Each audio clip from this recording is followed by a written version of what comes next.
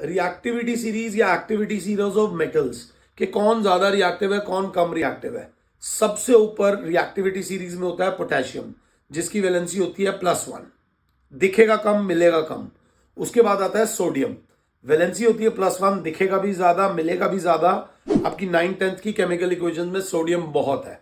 Sodium के बाद कौन आता है जी? कैल्शियम। कैल्शियम की वैलेंसी होती है +2, बहुत दिखेगा बहुत मिलेगा। याद रखना, वैलेंसी याद होगी तो इक्वेशंस बैलेंस करने में आसानी होगी। तो पोटेशियम, सोडियम, कैल्शियम के बाद जस्ट बाद आता है मैग्नीशियम, बहुत दिखेगा बहुत मिलेगा। मैग्नीशियम की वैलेंसी होती है +2। ये 4 याद रख लेना कि जो ऊपर वाला है वो ज्यादा रिएक्टिव, जो नीचे वाला है वो कम रिएक्टिव। उसके बाद मैग्नीशियम के बाद आता है एल्यूमिनियम। एल्यूमिनियम बहुत मिलेगा, एल्यूमिनियम की वैलेंसी होती है +3, बहुत रिएक्टिव है, ऑक्साइड लेयर बनती है इसके ऊपर रिएक्टिविटी सीरीज में, फिर एल्यूमिनियम आएगा। एल्यूमिनियम के बाद आता है जिंक।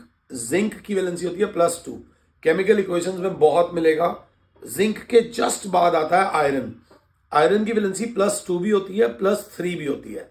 +2 बोले तो फेरस, +3 बोले तो फेरिक, ये याद रख लेना।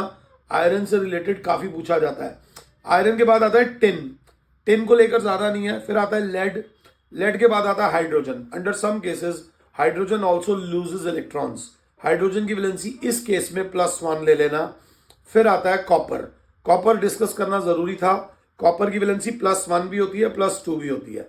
+1 बोले तो क्यूप्रस, +2 बोले तो क्यूप्रिक। उसके बाद आते हैं अनरिएक्टिव मेटल्स जो ज्यादा रिएक्टिव नहीं होते। तो ये रिएक्टिविटी सीरीज अगर आपको याद होगी तो केमिकल इक्वेशंस को अटेम्प्ट करना, उनको बैलेंस करना इजी हो जाएगा। नहीं तो 2 साल केमिस्ट्री में ना कंफ्यूज ही रहोगे। So please keep watching these videos and keep learning. Thank you.